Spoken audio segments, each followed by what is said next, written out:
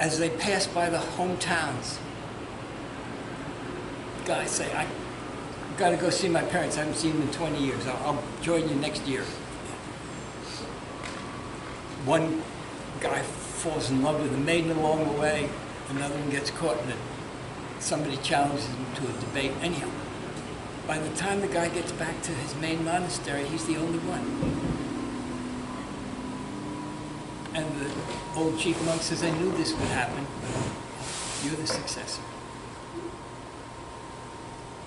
Lots of people start on the path and drop out along the way. Why do people drop out?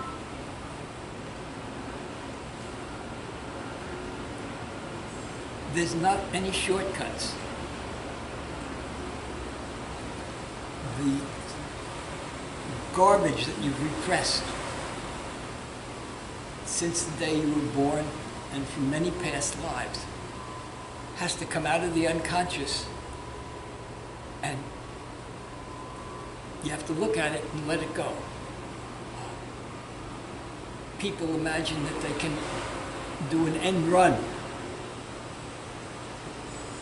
on their pain and suffering, but it doesn't work. So, my sense is that most of the guys who started the group and who haven't been coming regularly or at all,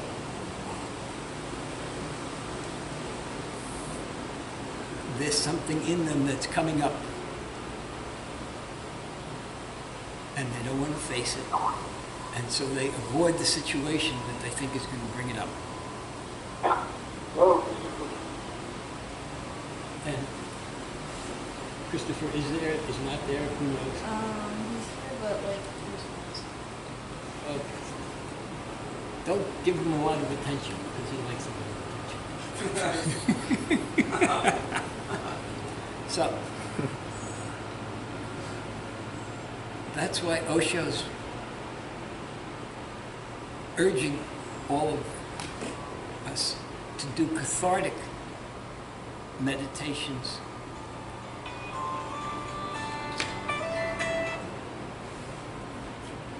Yes, Christopher?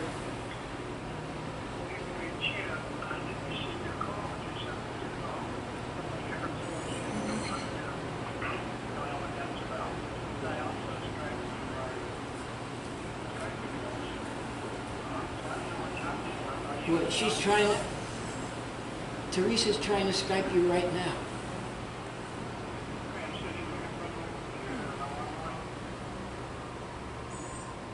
Is it coming through or not?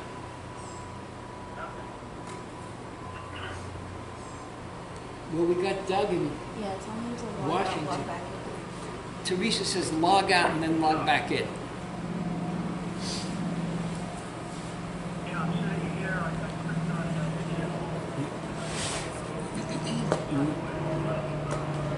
It's like log out. Log out what? Shut his whole computer down? No, just log out of Skype. Log out of Skype And then log and then log back into it.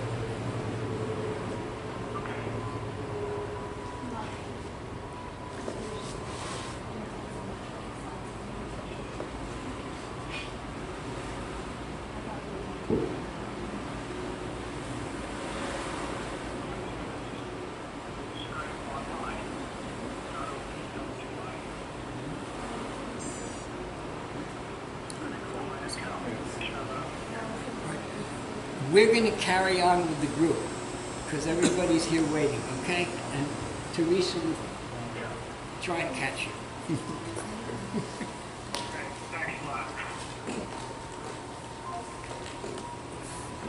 So, how many of you have actually been doing any cathartic meditation, cathartic exercise? Danielle? Anything? Yoga this morning, if that's, but I don't do the Osho.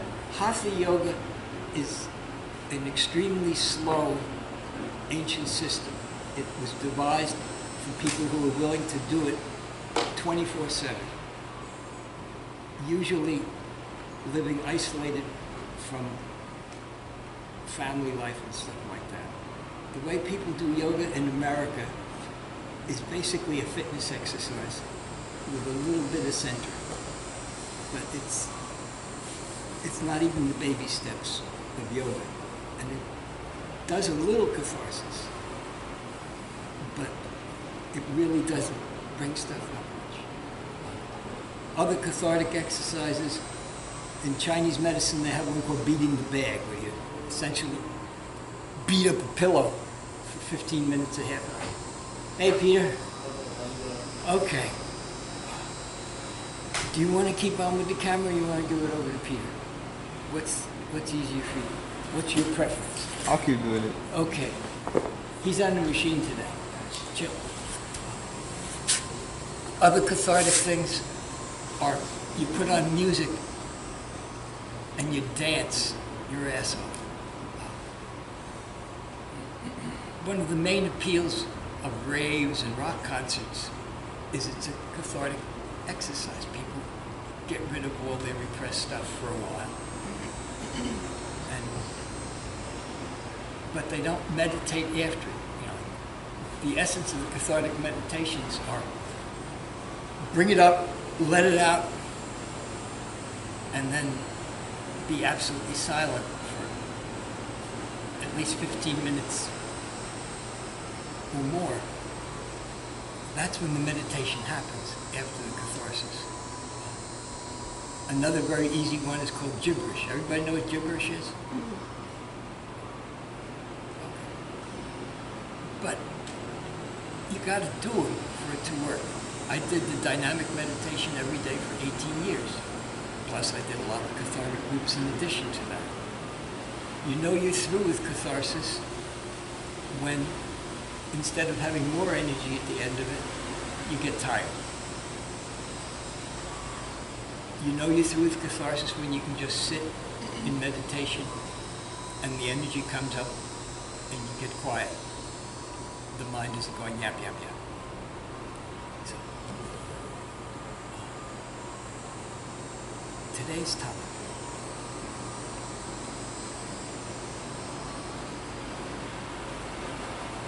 Let's start with you. We're first going to go around. You got your duck? First round, we're going to do 3 minutes each. What trust means to each one of you. And then I'll say something that will tie in trust and transforming trauma. And then we'll have another round.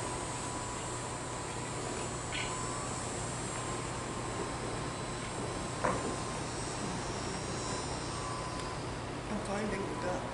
I have to wait. Okay.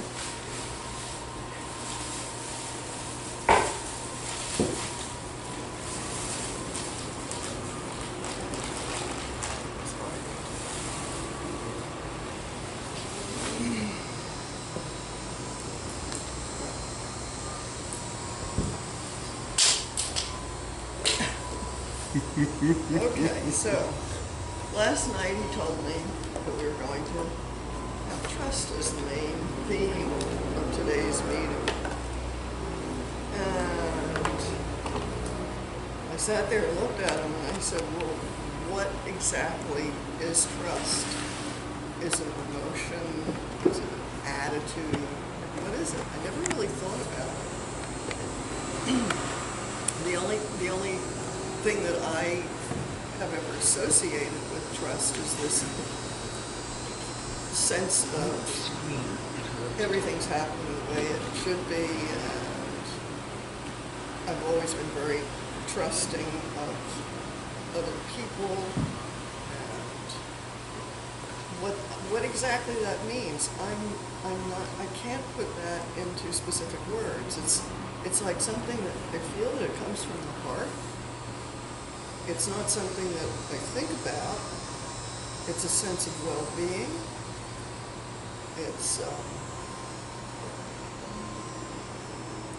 I've had many instances where I've been actually thrust into a situation where there was only trust. There couldn't be any other way to be except being in trust.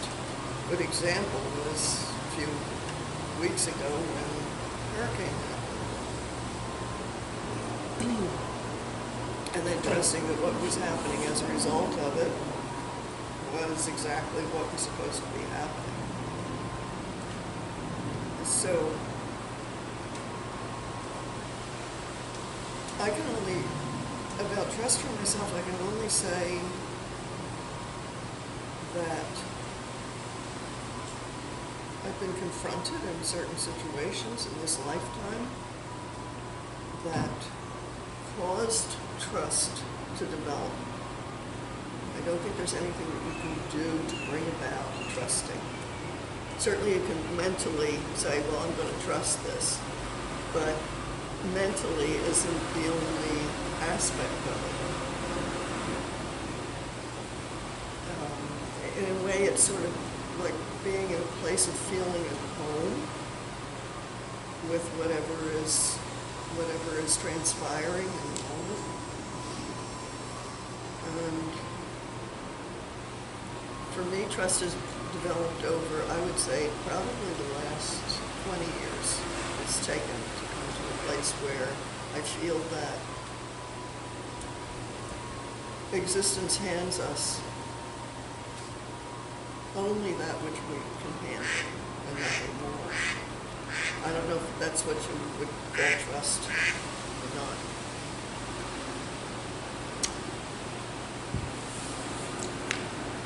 Trust to me is about three different things: integrity, authenticity, and I forgot the third. Being who you say you are. That's the authenticity, but there's a third one, and I can't remember what it is right now. It's that when you have a relationship with somebody, you can trust that they will be that person that they say they are to you. Your best friend, your lover, your what have you, when it all becomes real. Because fair weather friends are not something that, to me, hold trust. And I've experienced that very recently. I used to say to people, look for the good in people, because given the opportunity, people will want to do the right thing. And I've been disheartened because I haven't experienced that all the time, even though that's been my mantra. Case in point, when I had brain surgery, and absolutely nobody came to see me, besides my family, my immediate family. No cards, nothing. And I couldn't believe all of these people that were so saying how close they were to me in my life. Just did not show up. And that made me quite jaded, and it was hard to get back to it. But to me, it's that if you say you're my best friend, you're going to be there when something happens. And I had this conversation with my best friend, and I thought that it would be my father that died, but instead it was hers. And I said, listen, we're getting to that age when something happens. I will be there for you. I hope you will be there for me too. And she said, absolutely. And then her father died, and then I was there. But that's what trust means to me. Being absolutely certain that somebody is who they say they are, and has that authenticity, and will follow up. And it's not just words. It's doing what you say. It's your actions, not your words. Because when you lose the trust, when you think that, and then it's pulled out from under you, it's such a devastating feeling. So there are some people that you just feel it with immediately, and some people that you have to establish it. And there are different personalities, so sometimes it's harder with some people. But that's what it means to me. It means authenticity of spirit and integrity, and I still can't remember that last one. It means safety, basically. That's what it means to me. That the understanding of and confidence in certain things are true.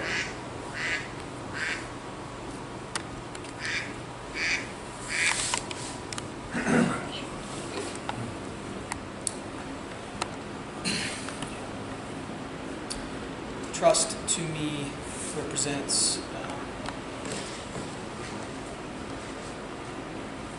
I guess if I try to reflect on what I feel when I'm in a trusted relationship, or I'm trusting myself, it's peace. It's a lack of expectation. I don't put expectations on if it's my wife, there is no expectation. It's just, we can just be at peace with one another because we're just, there's that love and trust that I'm going to be there and she's going to be there for me and we're going to be there for our family, and there's just peace and there's joy, frankly, that goes with that. And when I look at friends, my closest, the trust that exists there is exactly the same. It's love, it's joy, and it's peace. I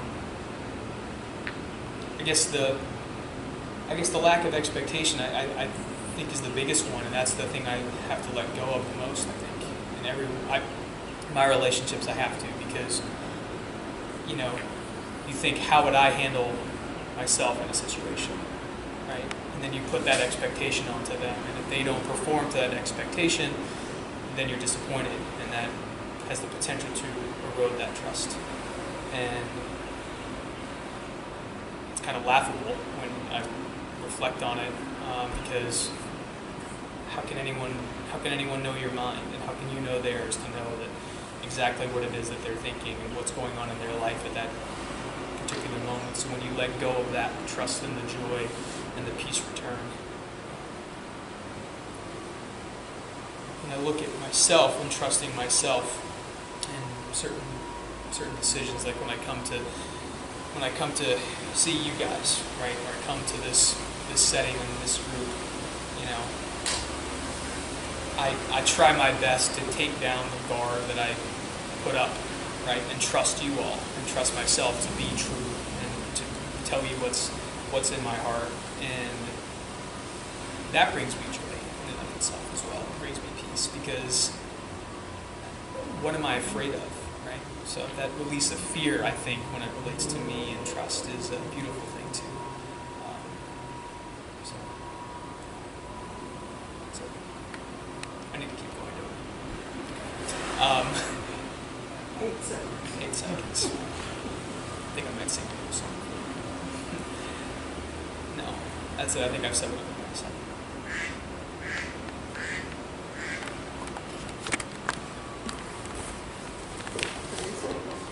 So trust to me is a really big key factor in my relationships, from family to friends to even coworkers. I kind of rely on trust a lot, that for instance, my family, if my family does something to break my trust, it's not that I hold a grudge, but it makes it very hard for me to be able to trust them again to the full extent that I did before. Because when I meet someone, I give them full trust, I give everyone the benefit of the doubt. Then once that breaks, it's very hard to go back to the same point.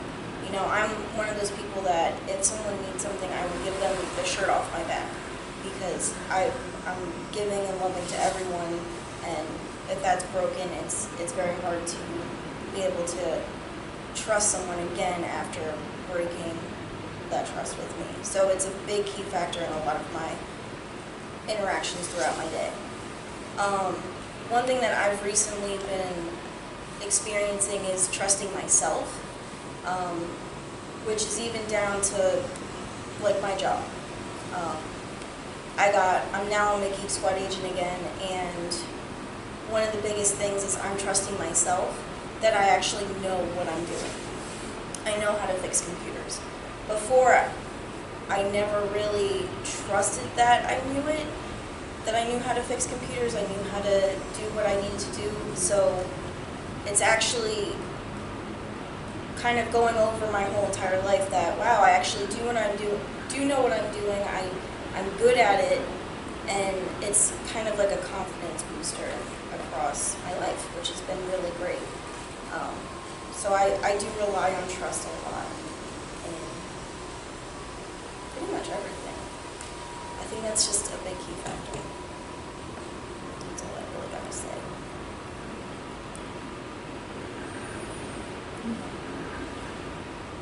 Should I go next? Jesus Christ, 40 seconds. Oh my gosh. In the circle process, you pay attention to the person whether they're speaking or not. There's a huge energy transformation because of our energy focus.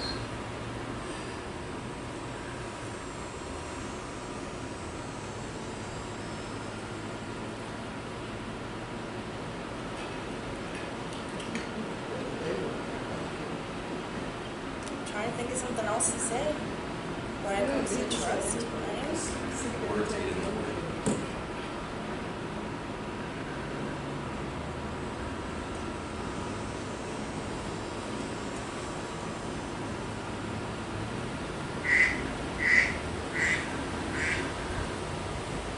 That was a very long 47 seconds.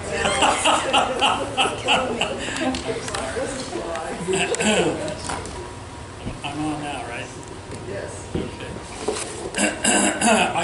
I kind of, whenever I get into deep philosophical thought about what something as important as trust is, I try to define it similar to what you did.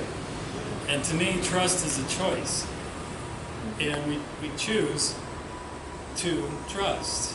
And I trust that all the beauty that I see around me is beauty. I trust that it exists. I trust that it's true. I trust that there was a creator that created it. And I trust that this truth is an embodiment of love. So I can choose to trust that everyone here in this circle is a loving individual. And I choose to do that. I trust that everybody here is here for each and every one of us and is a part of each and every one of us. So I've been told that I'm too trustworthy in my dealings throughout my life, in my business. I'm too trustworthy. And it's kind of, I've been dealing with that, I'm kind of struggling with that, because which comes first? Do you accept the trust that everything around you is beautiful, therefore every individual I come upon and meet and interact with is trustworthy? And I found out that some are not. You know, some are there to take, and some are there to destroy. So then I resolved that, you know, evil does exist. You know, there are people and certain circumstances, whether natural or not, that are not beautiful. You know, and I may be wrong. I'm still trying to develop that, you know, whole philosophy as to, you know, how far to go in trusting people, how far to go with my. Some people would probably call it naive to think that everything around me is beautiful, that everything that there's beauty in adversity, that we actually are built in some form or fashion by adversity, and it's how we handle the adversity that makes us, you know, forms us into who we are. So I'm going to trust that for now that everything is beautiful. And now I've got my own 42 seconds.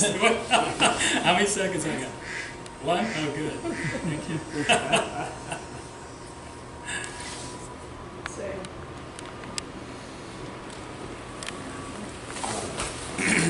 Trust.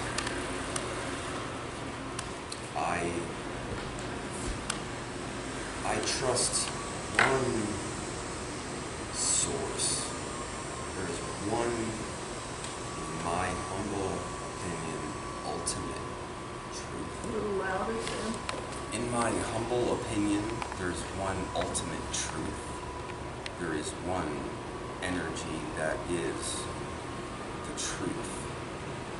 No human being that I've ever met can be fully trusted. I can definitely not fully trust myself. I've met trustworthy individuals, but every human being, every relationship that I've had at some point has disappointed or let down, and that's human nature. We are, my trust lies in my Lord and Savior, and that's it. I trust that the direction that He wants me to go is true and the right direction. Like to be here in this group, like the prayers that I prayed for a meeting of a congregation of individuals that love. Like I was in Bible study. Well, I thought I wanted to be a minister, and I realized that, wow, that is so. I got really deep into it, and I found the truth, and the truth hit me in the face, and I've been praying for a group that of love, and I have it here, and that is amazing. I trust no man. I love, but I trust my Father in heaven, my holy. And it doesn't matter what anybody else believes. And I love and I'm fascinated with everybody else's beliefs. I mean, and it actually, it isn't fascinating to me to be around people who believe the same thing, And that's why I think it's so awesome to be in a group of individuals that have different beliefs, that are on different paths, but we can all come together in love and share. It's a beautiful thing. And so trust to me is designated for my Lord and Savior, but that doesn't mean that I'm not trustworthy to individuals. But if every time I have trusted another human being, even if it's been, my daughter's mother or any of the relationships, they've always let me down. So to put full trust into somebody or relationship, to me, is against my beliefs and what I put. That's just me.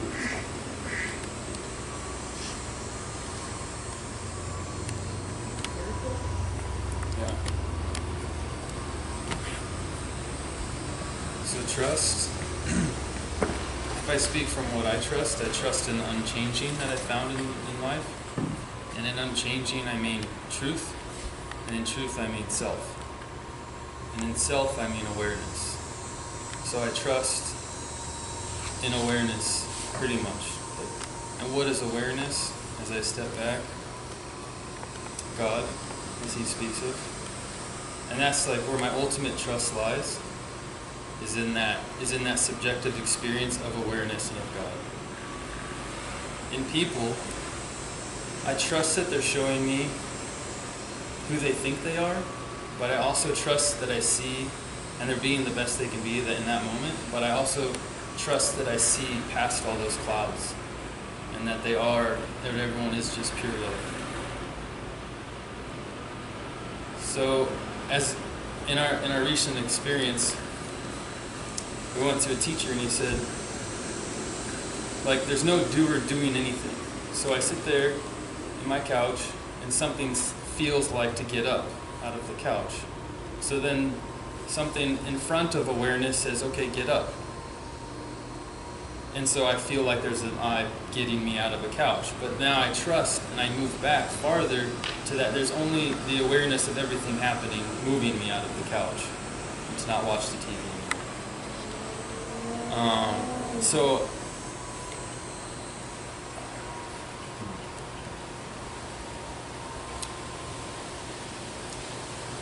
when I think of trust in a teacher, I have to, there's some type of feeling or subjective experience from the teacher, and I trust and have faith that their experience and where their signposts and where the things that guided me, or through listening to others, because everyone's your teacher, and listening to their experience, you have this faith and trust that your arrogance or your ignorance is kind of keeping me where I am.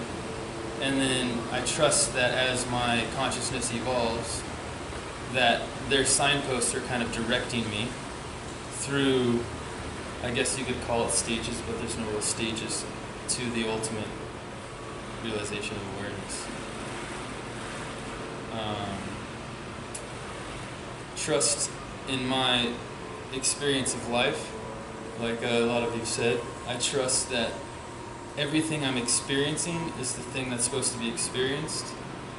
So I can experience it as stress, or I can experience it, we were talking about this, as the enjoyer. So I have 10 minutes to leave the house. I know I have 10 minutes to leave. I can be stressed for 10 minutes, or I can enjoy the 10 minutes and leave. Either way, it's 10 minutes. So. Thank you. That was for you. That's for him. We're gonna be like over 10 minutes. Either way, I it's... was thinking the same thing. I hope he doesn't stop. The other thing, you can be stressed, but We're 10 minutes.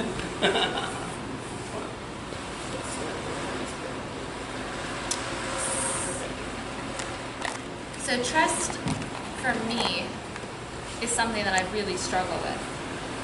The person struggles with. But following my experience with Muji, I know that I don't have to identify with everything I thought I was and everything I felt I was. So as I watch my trust get triggered or hooked or challenged, ultimately it leads me to my new awareness is that all forms are unstable. And when I put my trust in this person, I'm giving ultimately my full power away. That they better live up to the expectation that I have projected onto them. And if they don't play out to the role that I think they should be, then I suffer. So if I recognize that all forms are unstable, even if we got married and we're together for 35 years, who knows what could happen? Or a house that you've lived in for so long, in one day is flooded. What can you ultimately trust in? So at first it's a choice. You want to give somebody the benefit of the doubt. And you want to expect the best. But for me now, every time I realize I'm not in trust, I recognize I'm not in the flow. And so trust for me now is a quality of oneness. When I'm completely at one, when I'm completely in the flow, it's just a quality. If life moves me out of a relationship, or life shakes things up, or life rips out all the bougainvilleas we planted, instead of resisting and questioning and worrying, I'm thankful that comes up if it does, because I have now the awareness that I don't have to remain in that state, and that I can choose to say, oh, there's resistance within me now, right? And that this should happen. I should get fired from my old job so that it could point me into the new job where I'm now my own boss. So maybe I look back on all the evidence of how things really did work out, even though at first I was frazzled. Maybe that's what I use as trust now. But a large point of my awareness feels like the experience with Muji, well, in the environment of Muji, but within myself, has given me this very memorable experience that I can return to. And because it felt so at home with me and at one with me, anytime I'm not there and I'm walking through Home Depot and he tells me a story of another woman that he's just hanging out with and I get hooked, I'm now at least free enough to observe the feeling and know that I'm not that. And it breaks the story. Before I wasn't aware of it. So, yeah, that's it.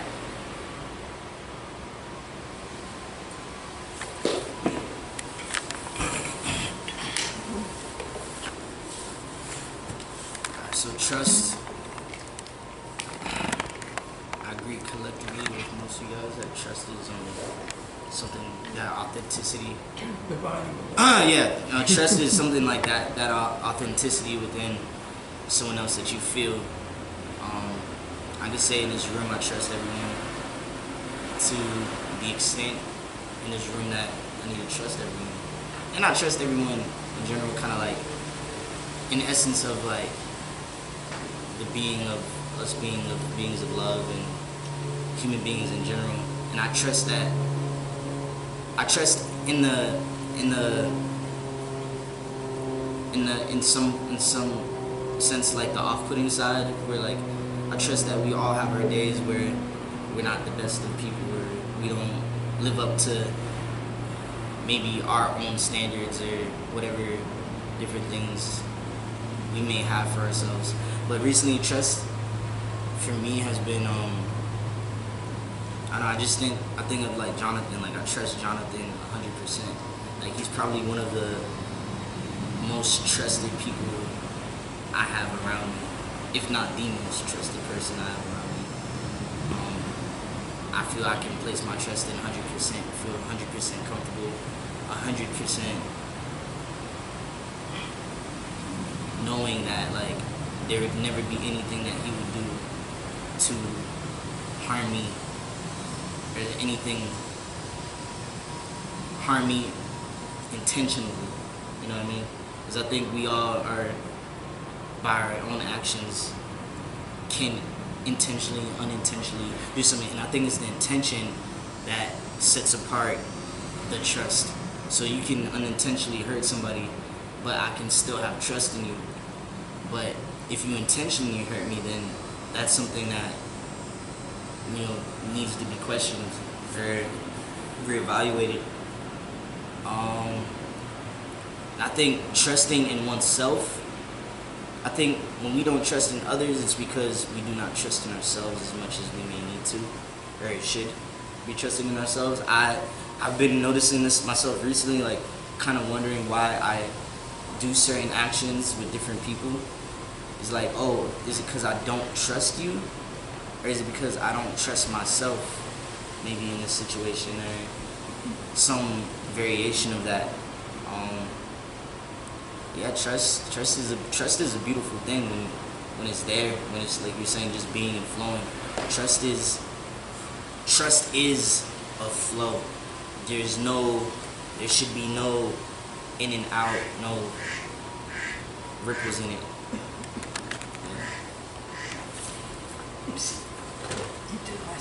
Oh.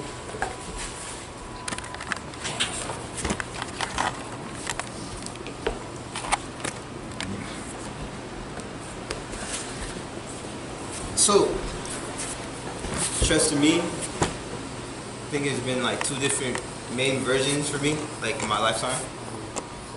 One being before 11 p.m. today, or a.m., and after. Like very recently, had like a new whole idea of trust after watching the video. But the first, for most of my life, trust was mostly like consistency. That's what trust was to me. Like everything I really went around, like it was like within people. Because like you look at a chair, like you're gonna sit on it because consistently every time you see an object of that shape, it's never broken for you. But like for people, most of the time it's been like it's a neutral point, and your actions keep moving it this way, like trusting, or the other way. That's kind of how it was for me. And like, but at the same time, like, why would I want to expect something that I don't want? I'd expect somebody to be like trustworthy. Like I'd want to expect that just so that that's what I like bring to me. That's what I have around me. After watching the video this morning, I kind of thought about like, there's a video that Chichi actually sent to us, and it was, I forgot by who, but it was like how to see like everything clearly. And after watching that, trust started to become, I realized like, you can't ever like, what this consistency in people, like it's just patterns. Like people, we do the most illogical stuff. Like we're not, you can't know exactly what a person does just because it has like a certain pattern for a long time. Doesn't mean that he can't deviate from that. You never know what could happen. You never ever know.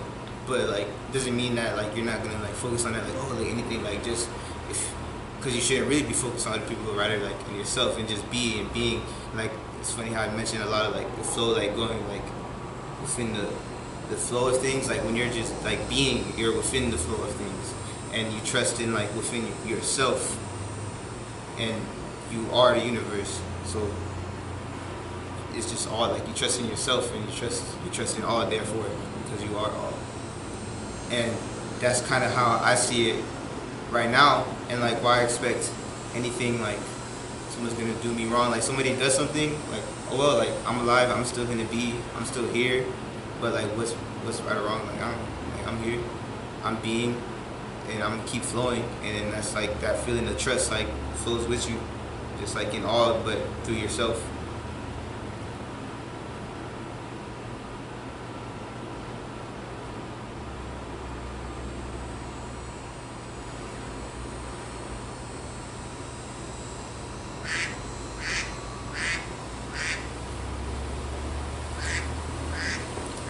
Doug, you want to say something?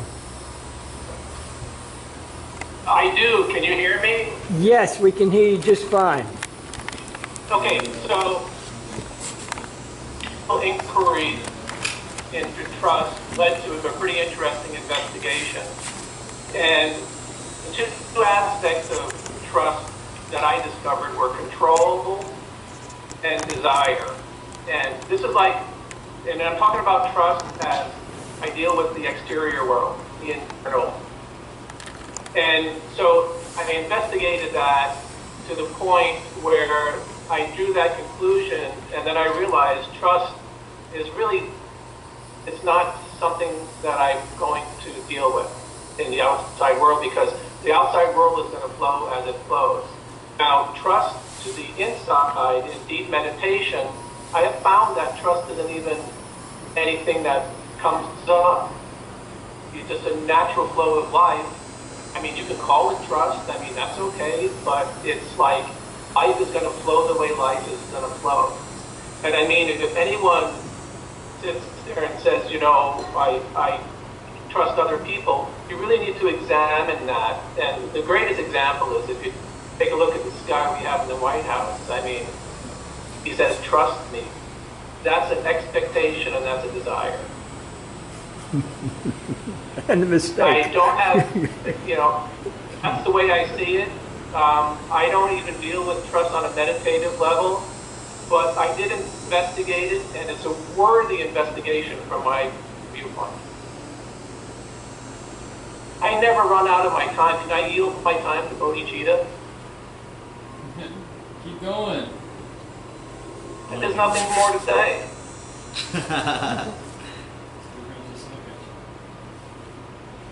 So, you know, okay, I'll keep going. We all deal with trust on the periphery, and like you have a career in life, right? You have an expectation that is going to lead you somewhere. You buy a house and you have an expectation of that house. Trust things are going to work. It doesn't even have to be a person that you trust. It could be the weather you trust or anything. It really is expectation, a desire, and a form of control. Like when you say, like, I could say, for example, I trust my buddy. Well, that's really putting a shitload of burden on him. Right? Why would I do that? And do I trust that they're going to be honorable? They are who they are. Do I trust that I'm going to be honorable? I am who I am on the periphery. In the silent stillness, we're all something very different. And that's what my investigation uncovered. I love the investigation. I trust, this is one thing I do trust, so I'll give you one. I trust that I have to quit coffee because I just got a heart monitor. Winds me up too much. So I'm off coffee. Oh, the duck went off. Well, let me choose. Sammy Joe. Yes. Hi, Sammy Joe. Hello.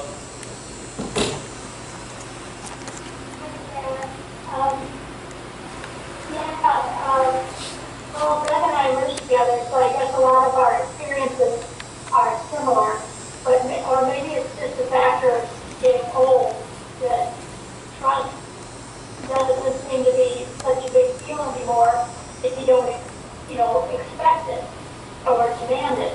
It's just, it's going to happen or not. And you trust somebody until you don't, until they do something that's not trustworthy. And, you don't hold an expectation for them. Must be trustworthy, that they will be trustworthy, because, well, it just takes a lot of energy. And, so, I can give an example. Like, we had a friend that we'd known for 7 years. This happened about a year or two ago. And he came to visit us. And it was a real study in behavior when we look back on it, because he came in and he was getting very domineering and kind of aggressive in his demeanor, and was, a little bit out of character for him. And then after he left, that he'd stolen something. And it was shocking, because we've known him for 7 years and had good times with him and felt he was a good friend. But, then what do? Do you anguish over it? You can spend energy on it like that. You can question yourself, why did I trust him? Shouldn't I have trusted him? But it doesn't matter, because it's already happened. So you just process it, let it go, and that's the way it is. And, it's just, I don't know, it's a lot of work to expect trust from everybody.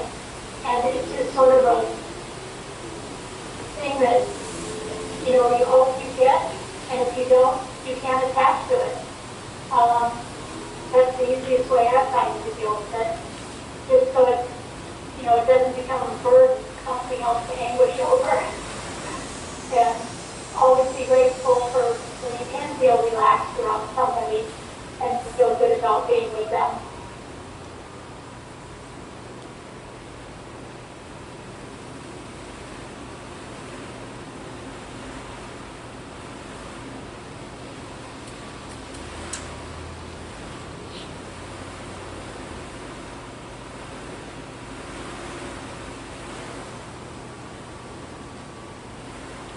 But it's really nice to hear everyone else's experience with it.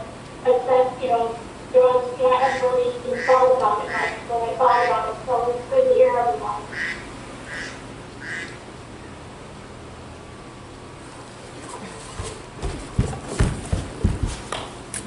Boy, I can move about 1/4 the speed that Frank does.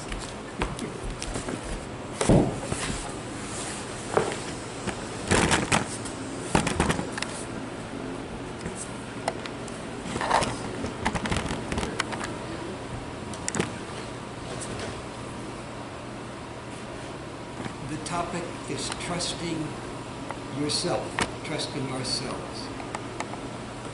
There's been a lot of things that people have said where you're talking about, is somebody trustworthy? What you mean is reliable. Do they do what they say? Are they there for you? Do they meet your expectations? That's not what I'm talking about. What I'm talking about that I want us to look into, Danielle and Fresh especially said it the way I experience it. It's a quality of your being. You are trusting. In 1986, I asked Osho in Bombay, when you leave the body or I leave the body, how am I going to stay in touch? Because being with you is the only thing that gives direction and meaning to my life. And he said to me, if you go deeper in your love and trust, I'm with you any place, even on the other side of the moon. And if you go a little deeper, time also does not matter. So it's been an inquiry of utmost importance to me. Just what is this trust thing and how to go deeper into it, because it's the most important thing in my life. Osho has used the word trust something like 24,000 times in his works. He talks about it a lot. The essence of what I understand him saying is that it's a quality of your being in its natural state. You cannot do anything to make yourself more trusting, but you can do something to get rid of the obstacles. Not being trusting is an activity of the mind. When you're trusting, you're in tune, in harmony with the mystery of the universe, what Sam calls God. When you said, when you're in the flow, you and it are one, that's exactly what I mean. When you trust the universe, you're in tune with this incredible thing. It will tell you, don't give that guy the money because he's going to steal it. You're still trusting, but you don't trust the person, you trust your own inner tuning that you're going to get it right. And Osho is very tricky because the biggest thing that's in the way of trusting oneself is the idea of me and all the expectations and judgments that go with it. When you are just there without me being there, trust happens. So that's the essence of what I come to understand about it. Here's the segue into transforming and transcending trauma. What is trauma? The way I understand it, we're this amazingly complicated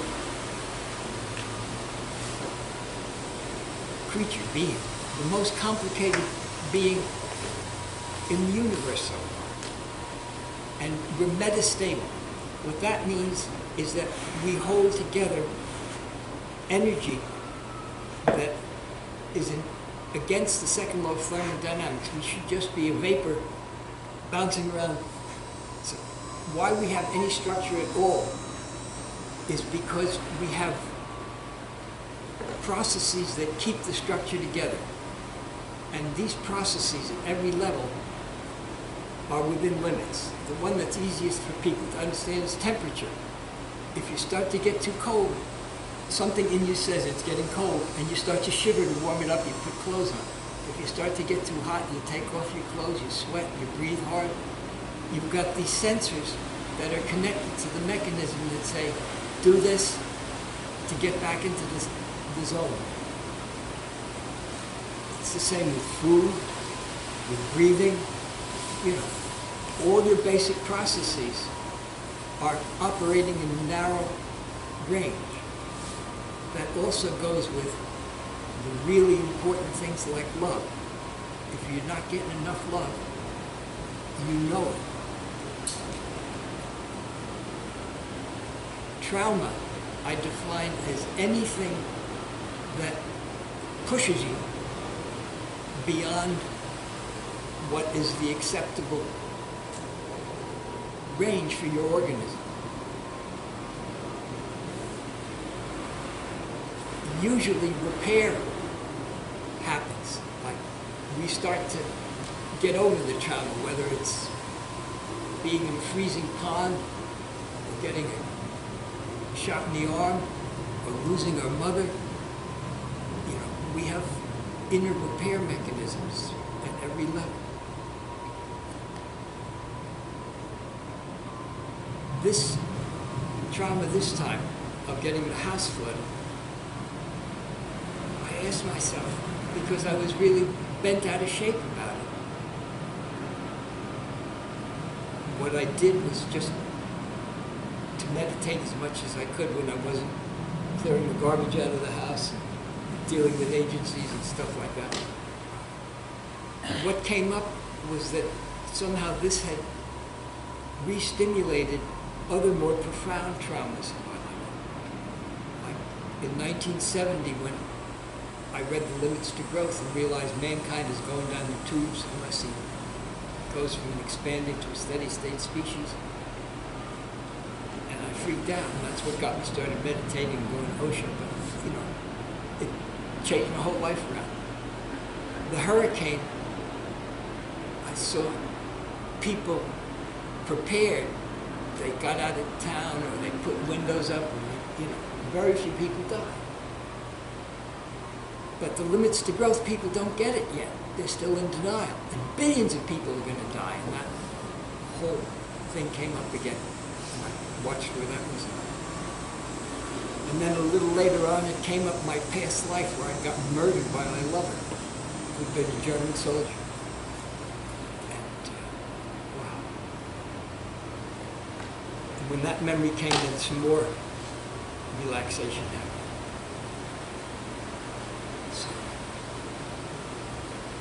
The healing of trauma is usually prevented by an idea called an expectation of how it ought to be. And the guys I've met and the women I've met and the children I've met with post-traumatic stress disorder, they're stuck because there's a contradiction between really deeply held expectations. Classic, simple example. I have a Special Forces vet in his early 70s. He's a devout Catholic, and he killed 13 people. And he's not sure, is he going to go to hell or is he a hero? Child is sexually abused by his uncle. Your uncle's supposed to love you. Is it my fault that he did that? Aren't uncles supposed to? Every case of post-traumatic stress disorder that keeps on is because people have expectations, ideas of how life should be, and life wasn't. And the only healing is to realize that they're both wrong, because all your expectations are your mind, which is built on the idea of yourself. Like I have a little orange book on my desk. And the title of the book is Shit Happens, Get Over It. It's easier said than done. To really get over it, you have to see where you're stuck with it and then just identify from it. It's not a quick fix. Doug has a huge amount to say about this, I know. Sam has got some very deep stuff to say about it, and we'll get more into it. There are several physical things, because trauma also resets the nervous system into a continuous alert, on guard mode that says, this is going to happen again, or it could happen again. Yoga is very good for letting go of this. Ordinary exercise, everybody has discovered that if it's only a mild trauma, you can run it off, go work out, you know, it helps at least a little bit. Having trusted, loving intimates is huge. The people with the worst PTSD had inadequately loving childhoods, and they don't have loving people to go cry with and lean on and just hang out with now.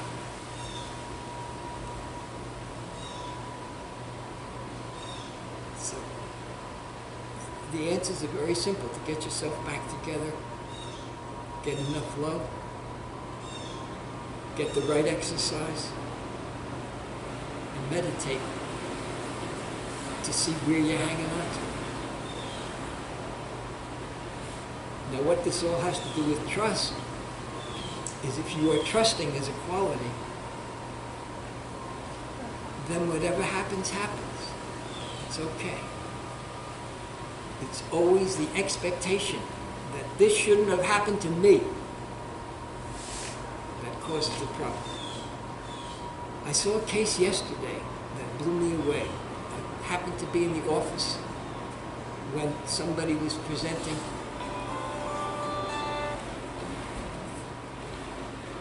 I can't talk now. I'm in the middle of leading a group, so I'm talking. Okay. I'll talk. Okay. My son. A 2.5-year-old is running around picking up anything he can, going bang, bang, bang, bang. Or he's going, getting knives out of drawers.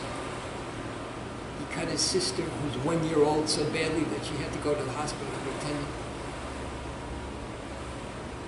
August 3rd, he's in the apartment. His mom is unmarried, but her boyfriend is there. And 4 people who they know, it turns out, come in with masks and shoot the boyfriend in the head. So this kid, 2.5 years old, has got classic PTSD already. And he was a sweet kid. I went and played with him for a while. He would do all kinds of things. He would also, when he saw we had some of those. Hi, I'm your Google Assistant. I can help you find what you need and get things done. If you need help, just ask, what can you do? So, how can I help? $1 million for each of us and leave us alone. Bye-bye.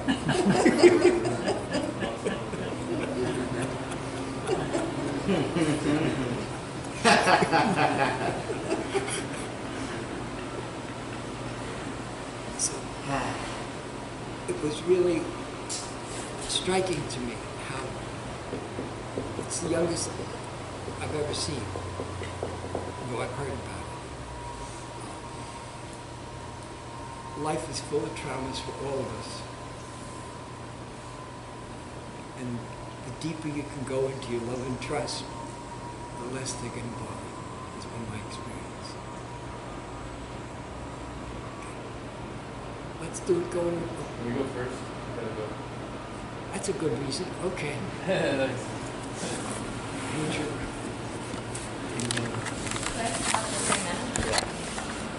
On what are we speaking on? No, I know it, but Don't raise it forever. I won't.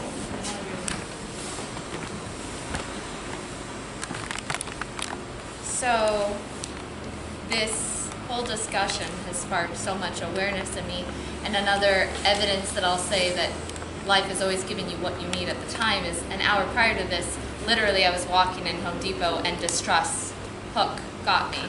And so we talked about it the whole way here, and then that was the discussion that we had, or the topic. So what I feel a little bit differently in how I conceptualize trust than you. I feel that I ultimately now see that all trauma is just distrust. Like that's simple. And I wrote that somewhere along my line there was a betrayal where a man cheated on me and left me for another woman, right? And that story has played out over and over and over again, and then the fear of that. And so I wrote, I like just was processing, like journaling. It was like so compulsive I had to do it. That the trauma was me making a decision and then me being with this person, perceiving that I chose wrong, that I did something wrong. And it created distrust within myself, as if I had made the wrong decision in the first place, and if I had made a different one, then I wouldn't have had to have that experience. Meaning that I made a mistaken that my person was wrong. So the distrust that I've always been projecting onto the men in my life is really a distrust within myself, motivated out of fear of trying to prevent that experience from arising again. And then I ultimately see that the judgment that the experience shouldn't have happened, you know? And I resisted it, and if I don't resist anything in life, then I'm ultimately in trust with whatever is showing up as for me to experience. So I wrote that trust is a surrendering of the person that I think I am to surrendering to something greater than the person, which I used to say was the higher power, and now I use the word isness because I've experienced that word for me. So whatever shows up in life is what is best for the enjoyer, The isness enjoys the shift and change that movement brings, but the person that I was is what suffered it. So that whatever arises, I can drop the person that was identified with the story that it happened to. And I see every client that comes with me, the similar stories in their environment. And so that I know that as I heal it from me, I'm just leading someone else also out of it as well, which brings me to a deeper understanding of it. So I'm grateful now that every time it gets triggered, instead of why is this showing up again, it's just revealing more opportunity for me to be present and sit with it.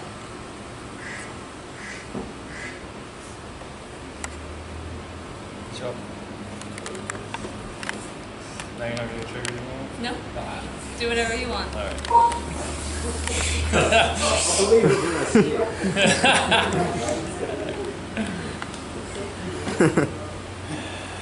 So the first, trauma, the first thing that came is resistance, so very similar. Resistance to what happens. Because the only thing anything continues to exist is because of resistance. So one time I was meditating in Venezuela on the side of my bed, and all this anxiety and this story in my head, and then some awareness came in and said, you're just sitting on the side of your bed in an air-conditioned room. You don't need anything that's going on inside of you. If you need to feel anxious and to go a little faster, you can trust that that'll show up in the moment. But right now, you're just sitting, it's okay, nothing's happening right now. You're just sitting here. So that kind of reminds me all over the time is I'll be sitting in my car and I'll have something go on and I'll see a thought make it, and then I'll see the body make a gesture. I'm like, no, you're just sitting in your car driving. There's nothing happening. There is, like, the traffic is only a perception. You're just sitting in your car. Like, nothing's going on. Just sit in your car. So it's like resisting. So why does it... So another thing is that I found that things experience in the moment is like... So I was a baseball player, so I throw a pitch and I get mad at the umpire for doing the thing. So I choose, I'm a victim of the umpire, and I choose because of that call. I pick up the anger and I go to the next moment, I drop it in the next moment. So now my next moment includes anger because I chose to take it from here to here. If I didn't resist his call on the pitch, now I go to my next moment free and I use whatever happened to get me to the next moment. So that's how I kind of visualize, like, okay, what am I picking up as a victim to the next moment and dropping it? So then I try to not pick up anything. And then healing of a trauma for me is more of a miracle. When you ask for a miracle, for me it's more, you're asking to see it differently. Because anything that's ever been healed, the only way it was healed is because I saw it differently. I had a new awareness on it. Okay, I saw it as it was supposed to happen. I saw it, what became no more victim. And it became, okay, I saw it, that was happened, I'm empowered now, and since I'm empowered, now I have the power to heal it. But before, as a victim, I never have the power because I'm always throwing the power to the umpire or to the person or to the weather, or, we said it the other day, what if I'm only happy when it's sunny out? Well, that's a lot of power to the weather. Like, then you look outside, oh, I'm going to be sad today, so. You're like, oh, I'm asking, so it's like, it's total victim, so. Those are things to me. Resistance, I've had an extreme case of trauma in my childhood, and can I say, it was supposed to happen? Well, obviously it created who I was. And I'm gonna say one more thing is because I took it. There's a personal aspect that happens. I take it personally, and then also the actions I am are personal. And as I'm realizing through the awareness is that nothing I do is personal and nothing they do is personal. It's just happening. And my job is just to be aware. So if it shows up negative emotion, like I call it a negative emotion, just let it be there. It's okay. If it's a positive emotion, let it be there. It's okay. Because the thing I am is not a feeling. It's just aware. And nothing's personal. Thank you for listening. So I don't know where it came from. Thanks, guys. Sorry, So we'll listen to the rest, but we appreciate you letting us leave early.